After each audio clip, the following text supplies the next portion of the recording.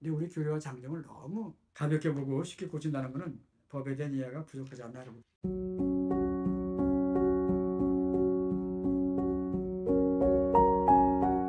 예, 이번 시간은 장정의 체계에 대한 말씀을 나누겠습니다. 지금 감리교회 기독교 조선 감리회, 기독교 조선 감리회가 미국의 선교사들이 남감리교회 또 북감리교회 선교사들이 들어와서 45년 만에 이게 통합을 했어요. 이렇게 통합을 해가지고 기독교 조선 감리회를 만들어주는데 저는 심정적으로 굉장히 고맙게 생각합니다. 그걸요. 미국은 아직 남과 북감리교회가 노예 문제 때문에 갈라져 있었거든. 그런 상황에서 선교사들을 각자 보내서 한국에 들어왔는데 자기네 나라는 아직 분열 상태인데 여기에 양 총회들이 승인해가지고 정권위원들을 만들어가지고 기독교 조선감리회 제1회 총회를 조직하고 출발시킵니다. 그리고 양주삼이라고 하는 한국 목사를 감독으로 총리사로 세운 거죠. 나중에 감독이 되지만요.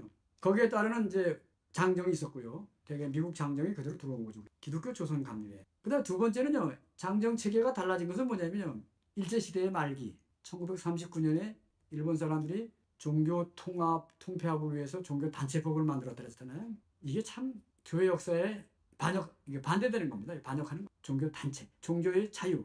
그러니까 종교마다 획일적으로 다르지 않고 정부와 정치와 종교가 분리된다는 얘기는 다양한 종교를 전제하고 하는 겁니다. 근데 종교 단체법은 묶은 거예요. 그래서 일본 사람이 종교 단체법을 만들어가지고 천주교는 그렇다 치고 개신교는 워낙 종파가 많으니까 어떻게 만들었냐면 일본 기독교, 조선 교단, 일본 기독교 조선 교단. 걷다가 혁신이라는 말을 또 붙여. 일본 기독교 조선 혁신교단. 우리 감리교회가 특히 그렇게 했는데 앞장서서 다른 교단보다 감리교가 감독제도이기 때문에 일본 사람들이 통제하기가 쉽다는 말씀 제가 들었죠. 장점이 있지만 약점이 있는 거죠. 정춘수라는 분이 그 당시 감독이었는데 이 사람은 적극적으로 친일을 해가지고요. 종교단체법을 수용해서 총리원 이사회를 통해서 장정 폐지를 결의합니다. 그러니까 장정이 없어져 버리는 거예요. 연회 해산합니다. 그러니까 장정을 폐지했다니까요.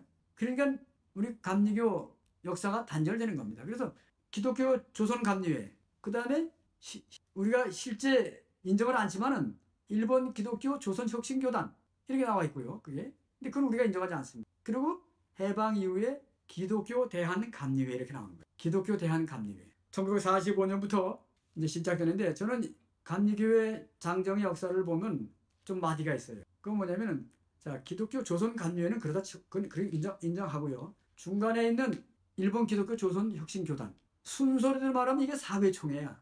근데 그 사람들은 총회를 해산했잖아요.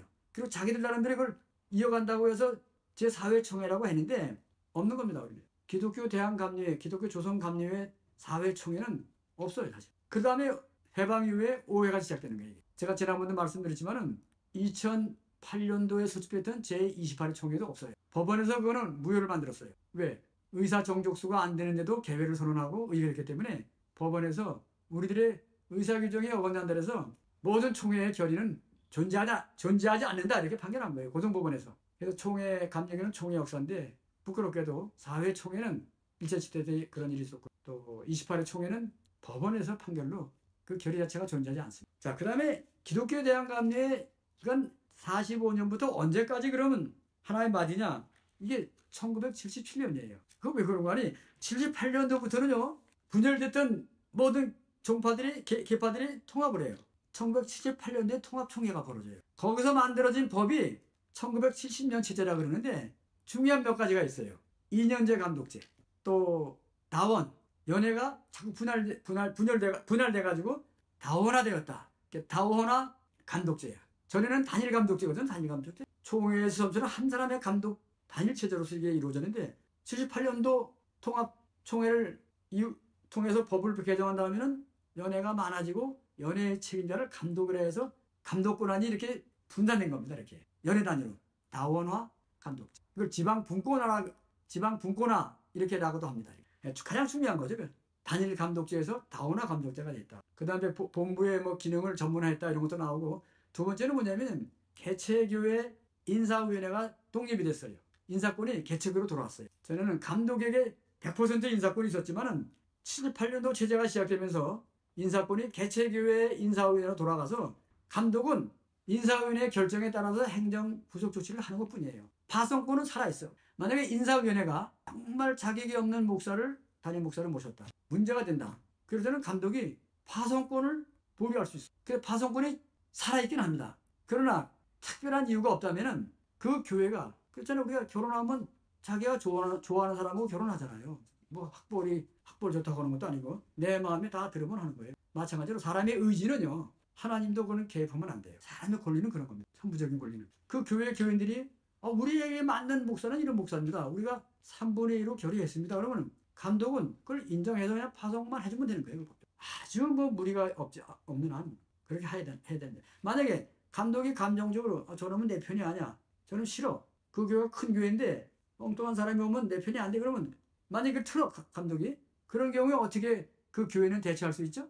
아니 여기서 결의 다 했는데 감독이 파송을 안 해줘, 세월이 마냥 가, 그러면 그 교회에서는 어떻게 대처해? 아마 청원도, 감독에게 청원도 올릴 수 있죠. 빨리 임명해 주시오, 파송해 주시오. 근데 그래도 안 돼. 그러면 인사위원 중에 인사위원들이 결의한 게 있잖아요. 그 결의한 걸 가지고 법원에다, 행정재판, 감리교회 행정재판이 있어요. 감리교회 행정재판법에 따라서 감독의 파송권을 행사하라, 이러는 청구 취지를 가지고 행정재판을 교회법에 따라 청구할 수 있어요. 그러면 행정재판위원회가 감독의 행정행위가 부당하다 그러면 이게 총회로 올라간단 말이죠. 총회 행정재판위원회에서 그 의무이행 재판결을 내린다니까요. 그걸 파송해라, 이렇게 의무이행 판결을 내려요. 이게 행정재판의 성격인데, 난 좀 그래요. 제가 이렇게 보면은 조금만 우리가 알면은 교회법으로 해결할 사안이 많이 있어요. 법으로 해결합니다. 그럼 재판위원들이 있으면은 행정재판법이 있고, 이게 뭐 인사위원회 결의에 하자가 없고, 인사위원 중에 하자가 없고,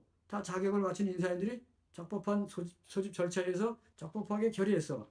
그 결의를 감독이 이유 없이 거부하고 임명을 안 해. 그러면 임명하라, 파송하라는 의무이행재판. 의무이행재판. 그러면 뭐 제가 행정재판위원장이냐면 위원들이랑 상의해서 그거 맞다, 그 교회 의사결정을 우리가 왜 거부하냐, 그거는. 그게 의회법에 나와 있는 거니까 의회의 결정을 함부로 그걸 무시하면 안 돼. 감독이 그런 걸 만약에 무시한다는 건 그 폭군이지, 그걸. 폭군이. 그러면 감독이 이유 없이 그런 걸 이행 안 하고 임명 안 하고 파송 안 하잖아. 그럼 그것도 범과야. 직권을 남용하거나 직무를 유기하는 거예요, 그걸. 그 범과를 고발할 수밖에 없어. 모든 법은 법으로 해결해요. 감정 가지고 소송, 교인들이 마음이 편한 천사 같아서 그런데 사실은 냉철하게 이성적인 판단을 해가지고 법을 가지고 해결할 수밖에 없어. 자, 좀 지나쳤습니다. 자, 이렇게 해서 78년도에 새로운 취재가 되니까 저는 45년부터 77년까지가 기독교 대한감리회 한 회기입니다. 장정의 변화에 따른 것이고요. 하여튼 이 일기의 기독교 대한감리 해방이후에는요, 수많은 계보 정치, 파벌 정치가 있었어요. 우리 한국 교회사에는 이런 얘기를 안 하는데 부끄러워서 안 하는 거죠. 저는 그걸 보면서 이 이스라엘 열왕기 상하 보면은, 열왕기 하서 보면, 알게 보면은 남북이 분열되고 막 그 왕들의 임기가 짧아요. 몇 달짜리도 있고 막 그래. 왕들이 바뀌어. 특히 북이스라엘 같은 경우 보면은. 그러다가 결국은 아시리아 침략을 받아가지고 멸망하고 유랑하고 그러는데, 파벌 정치가 특수해가지고요, 막 이렇게 합종연행 하는 거죠. 주고받고 밀면서 교단 본부의 자리 차지하고 세우고 공립 사본을 갈라지는 거예요. 이 파벌 정치의 동기는 뭐냐면요, 선교비 독식이에요. 선교비 독식. 경제적인 이유가 그거하고 이제 태권을 줘야 되는 거니까. 그래 인사권을 행사할 수 있고 말이에요. 그 다음에 재정권. 선교비가 감독을 통해 분배되잖아요. 그거예요. 그래서 생존 때문에 싸우는 거지 학연이 아닙니다. 처음에는 비스무리하게 뭐 학연도 나오고 지역별로 나오고 이북 사람들이냐 마냐, 이거 성화파들은 평양에 있는 신학교니까. 근데 그게 아니고 사실은 내 마음은요, 선교비에 인사권. 자, 그 다음에 이 78년도 이후에 정말 그때부터 빈번하게 장정들이 바뀌어 나갑니다. 특히 1995년부터 입법부의 제도가 생기는데, 이것도 참 지나고 보면요, 입법부가 없으면 장정이 그렇게 빈번하게 개정이 안 돼요. 왜냐면 총회 임기가 4년마다 한 번씩이거든. 4년마다. 그 4년마다 장정을 개정해야 되는데 입법부가 2년에 한 번씩 돌아와. 그 뭐라도 고쳐야 할 거 아니야. 사람들이 욕망 그래. 뭐 완장 튀어나오면 그냥 뭘 해야 돼. 그러니까 이것저것 하다가 다 법을 만들어 보니까는 어떤 법들은 처음에는 참신해 보이지만 지나고 보면은 그것 때문에 화가 되는 경우가 많아요. 선거법 고쳤죠. 행정재판법 만들었죠. 신흥급법 만들었죠. 제가 아주 좀 아이러니한 얘기를 할게요. 2007년도에 신경학 감독회장 시절 때 신흥급법 만들었어요. 그 다음에 목사의 처벌 규정에 면책 처벌을 집어넣었어요. 그거 강한 겁니다. 출교 다음에 강한 게 면책인데 그건 그냥 쫓겨나는 게 그랬어요. 범죄 범과가 별거 아니더라도 재판위원회에서 면접 그러면 확정되면 그냥 교회에서 보따리 싸는 거야. 그냥 이거 없어. 그냥 판결이니까. 면접 판결을 직경환 감독회장이 만들었는데 그 양반이 신흥급법 만들어 놓고 신흥급법 관리 때문에 재산 신흥급법 그 응급기금이 손실을 가져왔어. 막 쪼개게 해가지고 펀드에 막 투자를 했거든요. 응급부장이랑 같이. 응급부장이 했는데 뭐 책임자는 응급재단 이사장인 감독회장이니까. 그게 총회 심사에 붙이고 총회 재판, 총회 특별재판까지 받아가지고 신경환 감독회장, 응급부장, 또 재산사무총무 이게 이제 실무 책임자들이니까 이 사람들이 다 처벌받았어요. 신경환 감독회장은 면직. 아니, 감독회장이 이미 끝나는데 뭐 면직 해봐야 아무 소용없잖아. 그게 아무 효력이 없어요. 그냥 그래도 면직이야. 그게. 또 재산사무총무 정직 그 다음에 또 응급부장 면직 이런 식으로 본인이 처벌 규정만 하고 본인이 처음 받은 게 그 신경을 하면 아이 난 물론 본인이 억울한 점이 있다고 보지만요. 응급법 만들어놨지만 그건 또 폐지됐고요. 문제가 많이 발생해서 다 폐지되고 있고. 자, 그 다음에 이제 2008년도부터 드디어 새로운 그 계기가 만들어졌는데 현재까지 장정의 변화가 엄청났어요. 2008년도 감독회장 선거 사태 이후에 저도 그 한복판에 있었지만은 결국은 장정이 미비했다는 겁니다. 선거법, 의회법, 또 피선거권 규정 등등 해가지고 재판 규정 우리 스스로의 자정 능력을 가지고 해결해야 할 그런 총회 기구들이 규정들이 이게 미비했던 겁니다. 누구 탓할 거 없어요. 어떤 사람들은 판사들이 왜 교회 선거 효력을 판단하냐? 총회 특별재판에서 했으면 그걸 받아들여야 인정해야지. 근데 판사가 보기에는 하도 우습거든. 총회 특별재판 판결이. 우리 보고 알아 정신 차리라는 식인지 너희들이 만든 법은 잘못 해석한 거다 이거야. 또 법 자체가 미비하다는 거야. 특히 피선거권 규정이 밑도 끝도 없이 그냥 재판법에 처벌받지 않으니 이렇게 나와 있어요. 그럼 처벌이 여러 가지 종류 있잖아. 이게 벌금형도 있고 무슨 가벼운 것도 있고 그러잖아. 그리고 그 처벌받은 그 입증 자료가 뭐냐면은 처음에는 신원증명서였어요. 신원증명서는요 본인이 띄는 게 아니야. 그거는 어떤 기관장이 그런 걸 해서 보내주는 거지. 그 다음에 그래도 그 신원증명서가 유명무실하니까 그 다음에 법을 개정한 게 범죄경력조회회보서. 범죄경력조회회보서. 그거를 띄우라는 거예요. 피선거권을 다투려면은 그거는요 형법상 국가전산기록이에요. 그건 아무나 제3자가 볼 수 없어요. 그 법으로 정한 경우에만 만약에 이번에 이제 국회의원 선거하잖아요.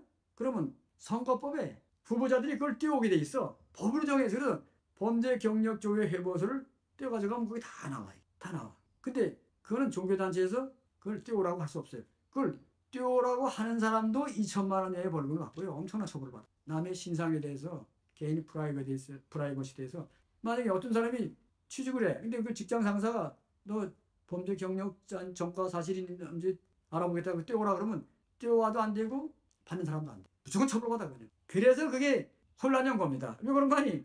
범죄 경력 조회 회보서는 두 가지 종류가 있어요. 보통 그냥 나 범죄 경력 조회 회보서 띄워주세요. 경찰서에 가잖아요. 그러면 그 업무만 보는 전담 직원이 있어요. 경찰관이. 거기 보면 뜯어내면요 그냥 띄워줘.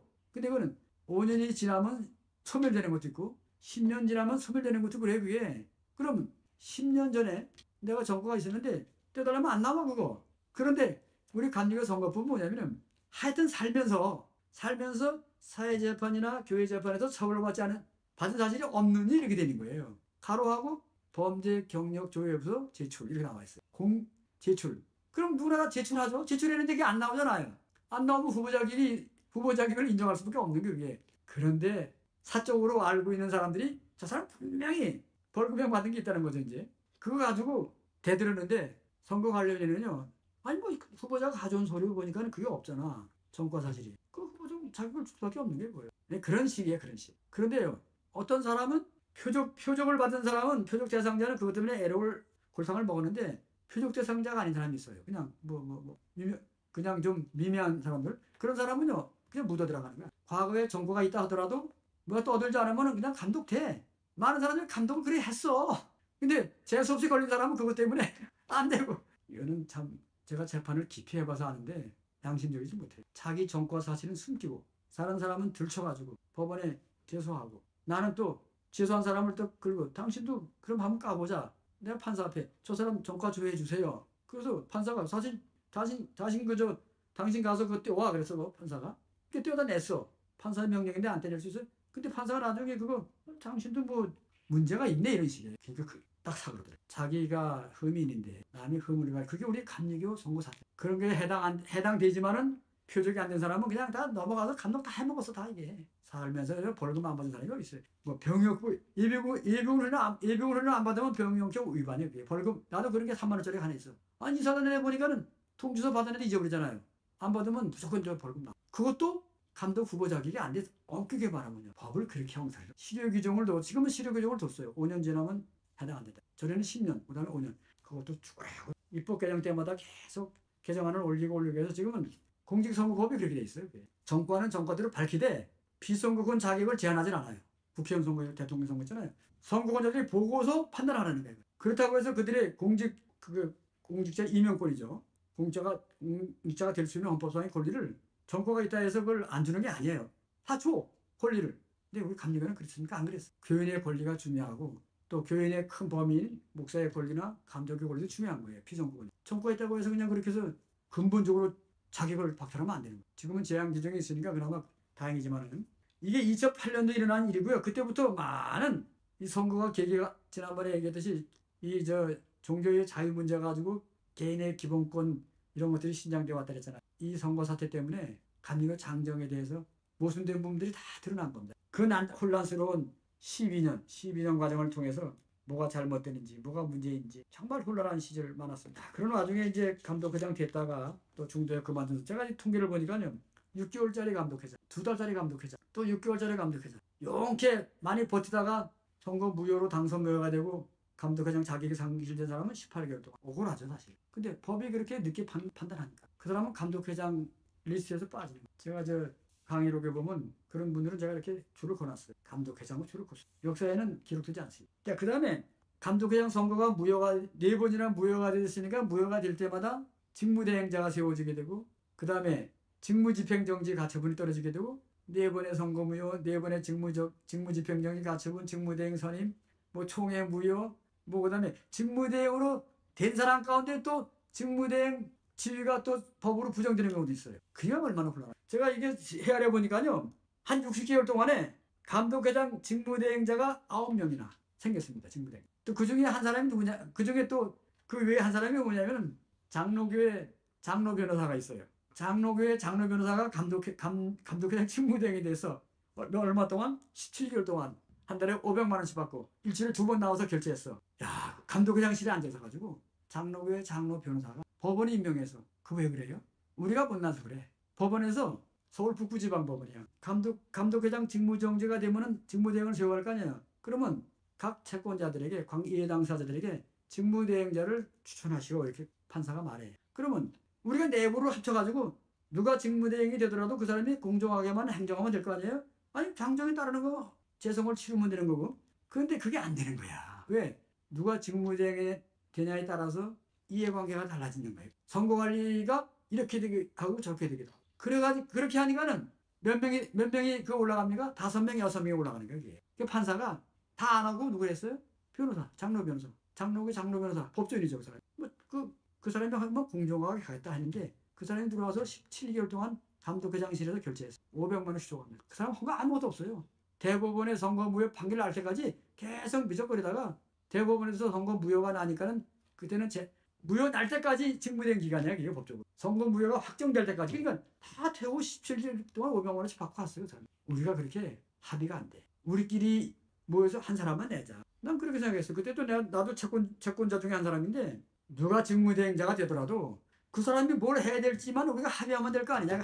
그 사람이 해야 할 일을 합의하면 누가 되든 관계없어요. 각 합의서를 쓰면은 그 무슨 일을 해야 할지를 서로 합의하는 게 아니고 누구를 할 거냐 이거 하니까 안 되는 거죠. 그런 일이 한 2번 있었어요. 판사들이요 아주 그냥 탄식을 하죠. 그렇게 추락했습니다. 자, 그 가운데 제가 감독회장들이 그 장정을 준수하고 또 좋게 개정도 많이 했지만은 부실한 개정하면서 그들이 내용 구호가 뭔지 내가 한번 그 나열해봤어요. 2002년도에는 위대한 감리교회, 아주 위대한 감리교회였어요 이게. 그 다음에 정직한 감리교회, 사실은 정직하지 못했습니다. 그 다음에 신경화 감독회장 때는 희망을 주는 감리교회, 정말 절망적인 게 많았습니다. 그 다음에 믿음과 사랑으로 변화하는 감리교회, 쌈박질하고 갈등하고 그러면서 이런 구호를 했고요.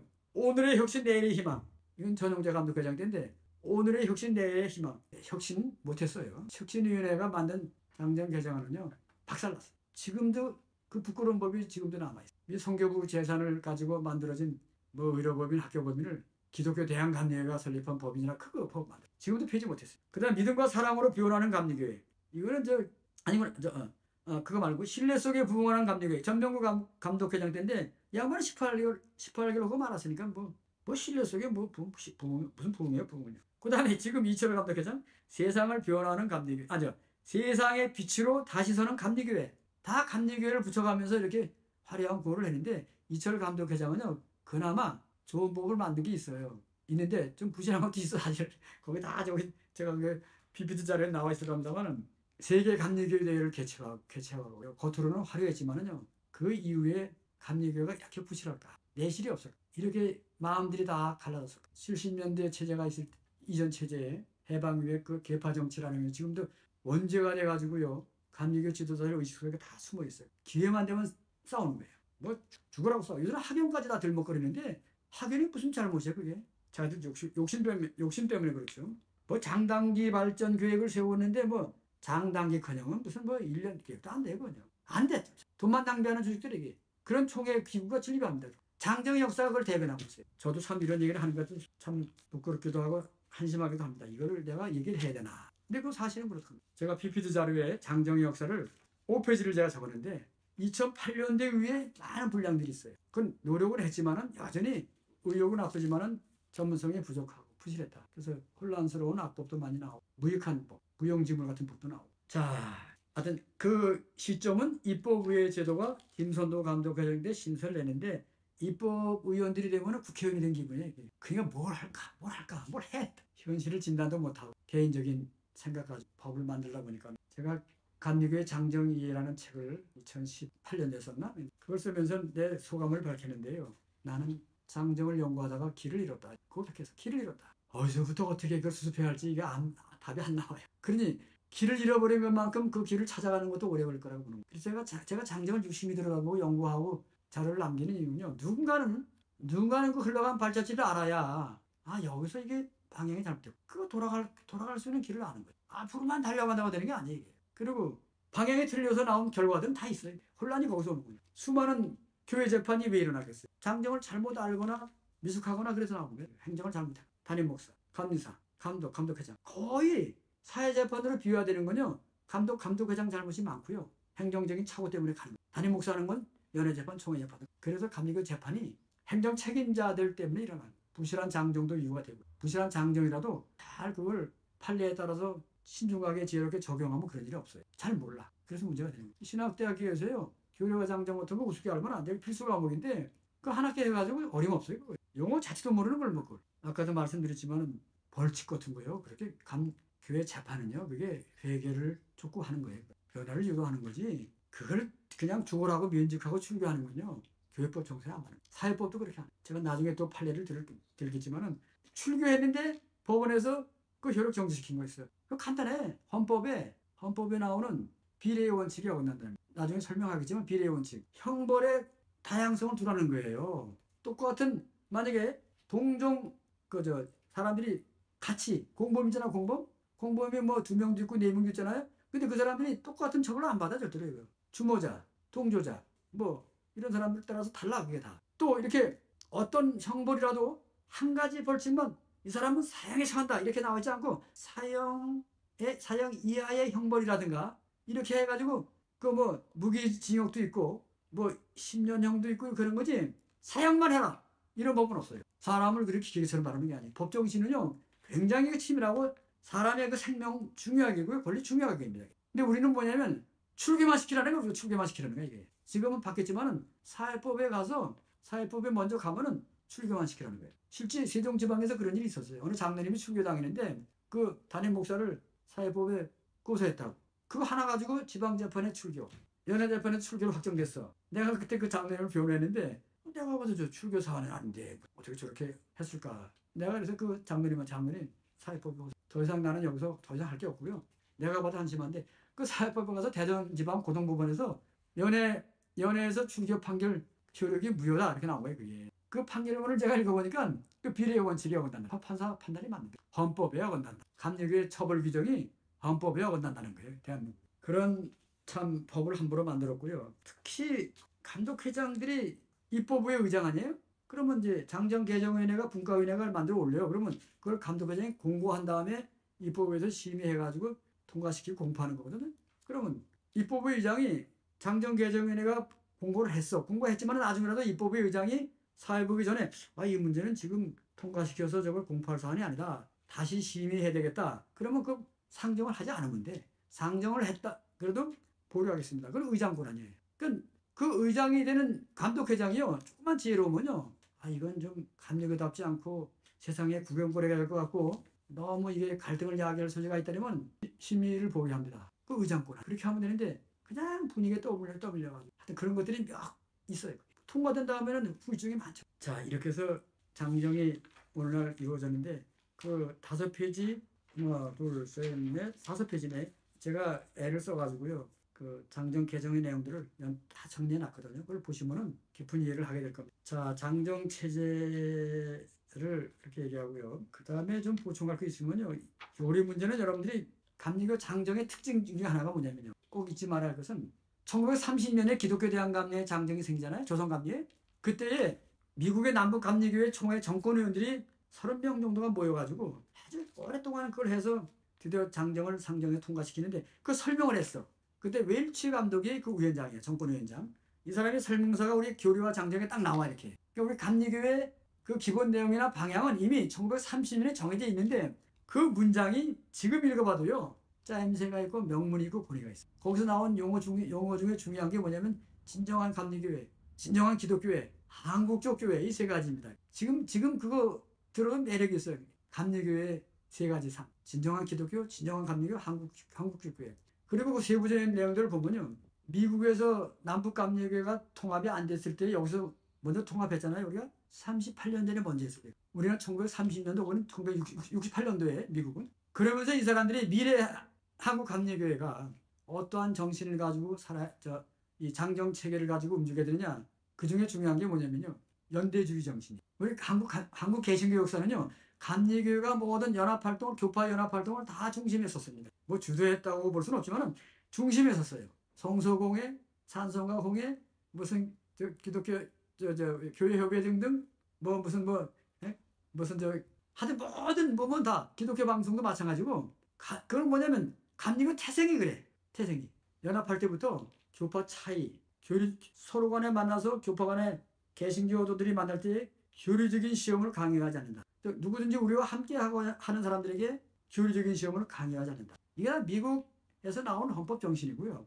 일반 기독교 공통의 복음 정신을 가진 사람들에게는 언제나 우리가 문화를 개방하고 유대한다. 이거. 장로교 사람들은 그거 잘 못해요. 왜? 교리가 강하기 때문에. 자기들 특색을 드러내기 때문에. 근데 감리교는 그런 게 없어요. 폭이 넓고 포용성이 관용이 있습니다. 그 정신이 지금은 많이 퇴색됐어. 근데 장정 서두에는 나와 있어 그게. 우리 감리교 장정 보면요. 일치 감독의 합동 설명서 다 보면 자세하게 나와요. 특히 승려주의를 부인한다. 뭐 이런 용어들 보면요. 참 기가 막히죠 이게. 그곳에 그 정신을 가지고 나온 게 우리가 그 8가지 항목의 교리적 선언이 있어요. 지금은 그게 뭐 신앙 고백으로 바뀌었는데 교리적 선언이 아주 굉장히 짤막한 8가지야. 그 저도 암송을 했죠. 시험 볼 때마다. 진급시험이나 뭐 이런 걸 볼 때마다. 준영은 안 했어요? 지금은 해서 안 하구나. 우리 할 때는 다 딸딸딸 외웠어요. 그 명문장이야. 그거를 해설한 분이 정경옥 교수인데 정경옥 진도 출신이고 해방전에 40살쯤에 돌아가셨나 이분이?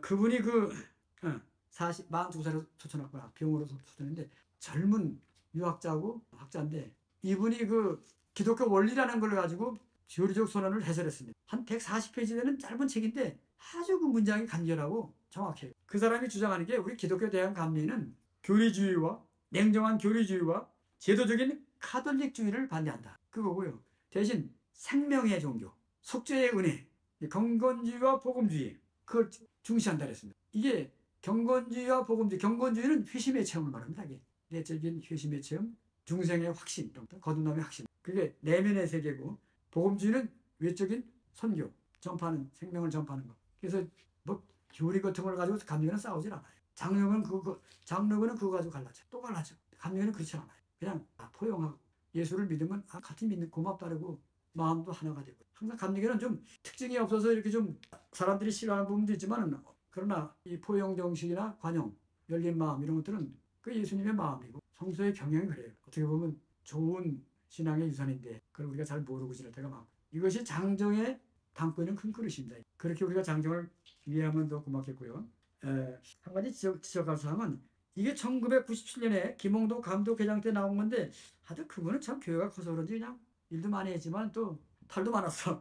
그분이 의욕이 많으니까 그 1997년도에 입법위에서 이 교리적 선언을 신앙 고백으로 변경했어.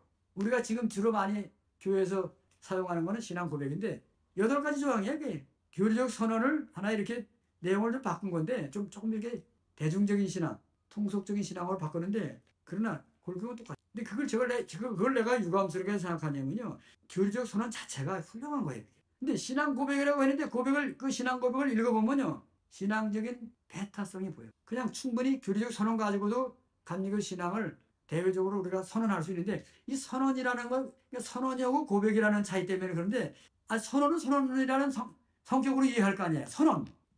그게 무슨 뭐 선전포고도 아니고 선언이란 말이에요. 우리는 이렇게 믿습니다. 하나님 나라가 뭐 믿습니다. 이렇게. 고백은 뭐예요? 개인적인 경영이거든. 그래서 이게 좀 관용성보다는 배타성이에요. 그런 점에서 1997년도에 나오는 감리교 신앙 고백은 일부 장점이 있지만은 감리교 신앙 고백답지가 않다. 난 그렇게 봅니다. 이미 연합신도의 총칙이나 또 종교강령 25조나 25개, 그다음에 또 사회신경, 그리고 우리가 말하는 교리적 선언, 이게 이제 중요한 신앙 우리 원리인데 그 외에 다른 걸 자꾸 바꾸냐 그래. 미국 헌법은 미국 감리교 장려 헌법은 그런 거 바꾸지 말라는 거예요. 지금 있는 거 가지고 충분하다는 거예요. 근데 우리는 자꾸 뭐 깐죽거려 이렇게 자꾸 해요. 아니 특별하지도 않아 사실 그거는 우리 의식이 천박해서 그렇다고 봐요. 신학적인 이해가 좀 있고 역사 의식이 있으면요 그냥 있는 전통 그대로 가지고 그걸 해석하고 살아가면 되는데, 그러면 이시조선이 건국됐을 때 정도전이 그걸 디자인했잖아요. 조선 경국종 가지고 경제 6전을 만들었는데 경제 6전이 이게 성헌이야. 이게 법률로서 온전하다는 거예요. 그거를 바꾸지 말라는 거예요. 그리고 필요하면은 줄을 달고 써라는 거예요. 그때도 그렇게 국법을 만들었어요. 근데 우리 교회와 장정을 너무 가볍게 보고 쉽게 고친다는 거는 법에 대한 이해가 부족하지 않나. 어떤 연대 정신, 통합 정신, 그런 것들은 미국 감리교회가 우리에게 물려준 좋은 유산이. 거기는 뒤늦게 미국 연합 감리교회, 아마 역사 공부하신 분들은 알지만 미국 감리교회도 분열을 많이 했어요. 그러다가 1968년도에 통으로 이렇게 해서 연합하는데 웨슬리안 복음주의하고 회심의 체험 등등 공통분모가 있잖아요. 그 사람들이 모여서 연합 감리교회라는 이름을 달 때에 그들이 가장 마지막까지 논쟁거리가 뭐냐면 여기 감독제도 문제예요. 다른 신앙의 원리는 다 공감하는데 그럼 우리가 어떤 제도를 취할 거냐? 결국은 감독제도를 받아들였어요. 그래서 미국 연합 감리교회가 된 거예요. 지금도 감독제도, 순회감리사 제도 이런 것들은 변경 불가의 원칙인데 우리나라는 한국 감리교회는요 때마다 되면은 무슨 감독제도 폐지하자고 그러고 총회장 제도 돌아가자고 그러는데 나는 그거 절대 감리교 틀을 벗어나면 안 되고요. 그걸 좋은 방향으로 잘 발휘해서 선교의 동력을 만들어내는 것이 중요하다고 봅니다. 감독제도 좋습니다. 에피스코팔 처치 9세군 개신교가는 9세군 감리교가 유일한데 독특하게 이걸 유지해 나가면서 선교의 활성화를 기하는 게 훨씬 효력이 많고요. 장로교는 워낙 이게 총회장 임기 짧고 이게 집중이 안 돼. 그래서 대형교회 중심으로 선교합니다. 사람. 근데 감리교는요 감독제도만 강화하고 잘 다듬어내면요 무서운 힘을 발휘할 수 있는 잠재 능력이 있어요. 선교비 같은 거 많이 만들어낼 수 있어요. 인력 동원 많이 할 수 있어요. 제가 의회제도 할 때도 말씀드리고 싶은데 감독제도가 부실하니까 의회제도가 다 죽어버렸어요. 그래서 후실을 못해. 난 아주 통탄해 이게. 지방의 사업 안 돼 지금. 연합사업은 돼. 연합사업, 총연합사업 되는데 지방의 연합사업은 안 됩니다. 이게. 누가 그렇게 만들었냐면요. 감독 선거 때문에 그렇게 된 거고요. 감독 제도에 대해서 사람들이 괜한 환상을 갖고 있어요. 감독 선거만 가지고 올인하죠. 감독 제도를 가지고 선교적으로 이걸 활용할 수 있는 그 구체적인 세부 사항들을 사람들이 그걸 모르는 거예요. 감독 제도가 선교적으로 얼마나 좋은지. 저는 농담으로 감독 회장을 나오는 사람들이 다 아는 사람들이 있고 그런데 나 일부러 그래요. 감독 회장 되면 뭐 하실 겁니까? 가만히 계세요. 감독 돼서 뭐 할 겁니까? 딱 한 가지예요. 감독이나 감독 회장은요. 선교비를 많이 만들어서 분배해 주는 거예요. 감독들은 목사 안 써주고 선교비 많이 만들어서 지방사업이니 해외 선교니 사회 선교니 등등 사회 부진이 선교비를 모아서 지원해 주는 거예요. 감독회장은 전체 단위고 그 돈이 어디서 나와요? 국가가 도와줄까요? 큰일 납니다. 국가가 먹는 순간에 그건 타락하는 거예요. 어느 재벌이 뭐 큰 기업이 주는 거 함부로 받았다가는 안 되죠. 종교분리 원칙에 자율적인 요소가 있어야 되잖아요. 엄격한 것도 되면 자율적인 거. 스스로의 신앙은 스스로 지켜나가고 교회는 그렇게 지켜나가는 게 원리예요. 그래서 저는 그렇게 생각해요. 감리교회 성교비는 감리교회들 주머니에서 나오는 거예요. 헌금에서 나오는 거예요. 그거를 활성화시키면 되는 거라니까요. 많으면 많은 대로 적으면 적은 대로 그거를 인정 안 하고 인정하기 싫으면 부정한 돈을 받아야 되는 거예요. 아니에요. 저는 감독회장이 돈이 없다. 부담금 가지고 뭐 본부 경비 쓰기도 바쁘다. 성교비가 없어. 진짜 돈이 없어요. 난 그렇게 생각 안 해요. 감리교 전국 감리교회 교인들이 입교인들이 성인 교인들이 1년에 10,000원씩만 내잖아요. 성교비를. 이걸 총회 결의나 법으로 감리교회 입교인은 1년에 10,000원의 특별 10,000원의 성교비를 부담한다. 그거 뭐 10,000원 내는 게 무슨 강요한다고 되는 것도 아니고 그 자발성이 있는 거죠. 그래도 그걸 총회 결의나 법상의 의무사항으로 11조 말고 감리교회 입교인은 1년에 10,000원의 성교비를 제가 입교인이야 만약에 아니 그 10,000원 안 내겠어요? 10,000원? 밥 한 끼. 내가 감리교인이니까 내가 10,000원 성교비 헌금합니다. 미국은 특별 선교주일이 특별 헌금하는 주일이 있어요. 그건 헌금 안 하는 특별주일이 있고 헌금하는 특별주일이 있다니까요. 헌금하는 특별주일 헌금을 해서 그걸 상납을 다 이렇게 해야 돼. 안 하는 주일은 자발적으로 하는 거고. 근데 만약에 우리가 특별 헌금하는 특별주일을 정해서 1년에 한 번만 받으면요. 감리교는요. 한 100억 원 모인다고. 100억 원 모입니다. 감독회장이 100억 가지면요. 그걸로 200억, 300억 이상의 효과를 창출. 근데 그걸 안 해. 못해. 왜? 권위가 없죠. 아니 선교하자는데 사도 바울은 다니면서 다 이방인 교회 들다가 예루살렘 교회 주고 또 주고 이렇게 했는데 아니 뭐 감리교회 선교한다는데 100억 있으면요. 어마어마한 일을 합니다. 돈이 없는 게 아니에요. 감리교회에 대해 자부 신뢰했어. 때로는 이런 법과 제도는요. 선교를 무한 가능하게 합니다. 그런 점으로 선교의 목적을 둔 장정 개정도 우리가 고려해 보려고 했다. 자 오늘 여기까지 하고요. 제 다음에 5번째부터는 구체적으로 장정 헌법부터 세밀하게 한번 살펴나가고